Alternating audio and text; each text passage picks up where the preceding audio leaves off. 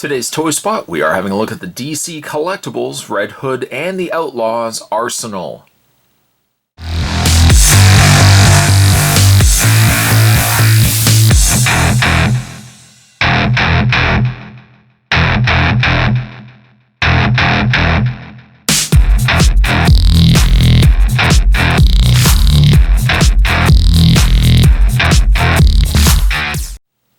From the pages of the new 52 comes this new figure, and actually pretty decent looking figures as a whole.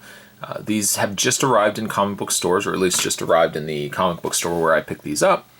And they were $28 a piece. Now, Spot's going to refrain from commenting once again, on how expensive some of these figures are getting.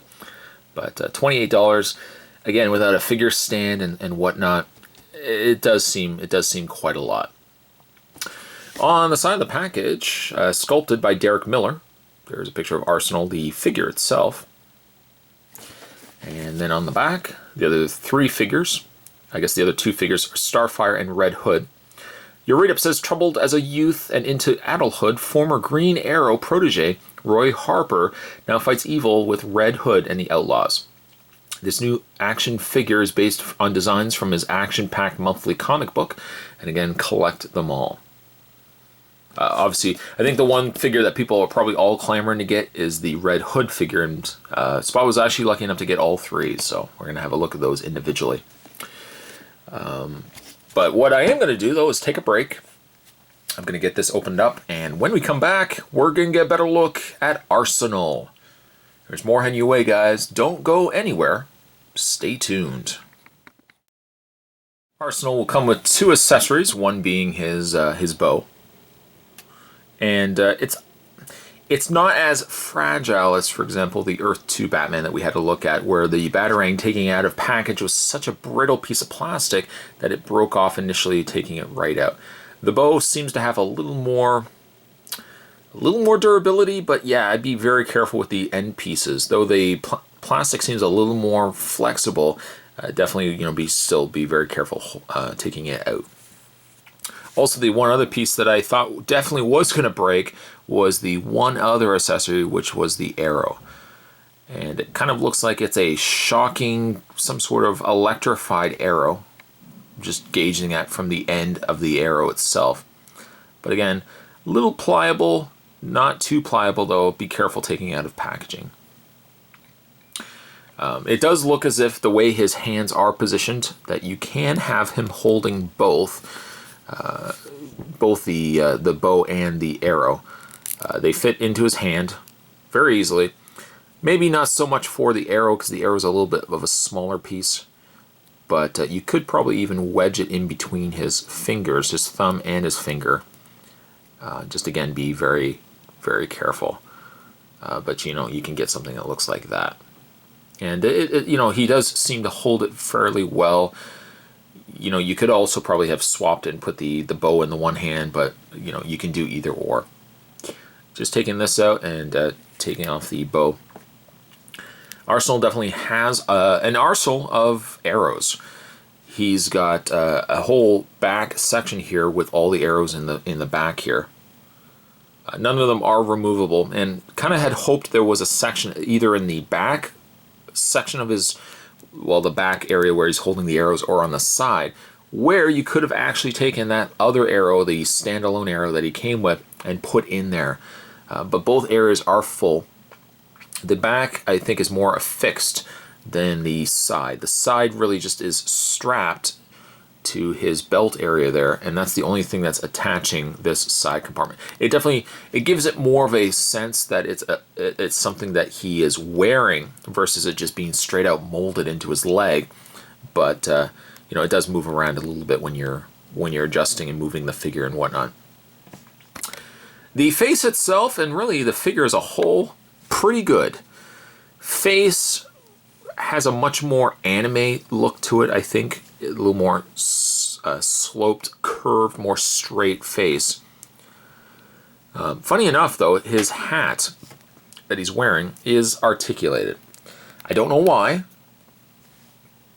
I'm not sure why that necessarily needed to be articulated, as I thought, okay, well, maybe I can rotate it around. You could kind of rotate it around. I think if you wanted to, you could do something like that. Maybe that's the reasoning why they decided to make it articulated. If you wanted to have the hat backwards, or if you want to have the hat frontwards, you know, you'd be able to rotate it. It looks, though, he definitely, the figure-wise, I think he looks something like something that would have been coming from Street Fighter. Really, as I guess the figures as a whole, it's interesting to kind of see the development of DC collectible figures. Like, if you look at the older DC collectible figures, they were very big, very bulky, didn't have a lot of articulation, but then as we're progressing through the new lines, the figures, like, Arsenal looks very slender, very thin. He's even thinner to the likes of, say, a Marvel Legends figure, and certainly a DC Universe figure. Like, very skinny joints, very skinny legs. Lots of articulation, which is really a nice treat. But I guess the thing is, too, like with the newer figures, it's harder to have them maybe displayed with older DC figures, because the older DC Direct figures would be a lot bulkier.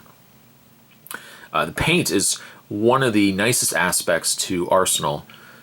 Like, so many different reds that they've put in it. Even like on the side, I'm even trying to, not quill, but the side holder for his arrows. All the different reds that they've used, the sides, the front there, the little gold that they've put on as an accent. It's beautiful.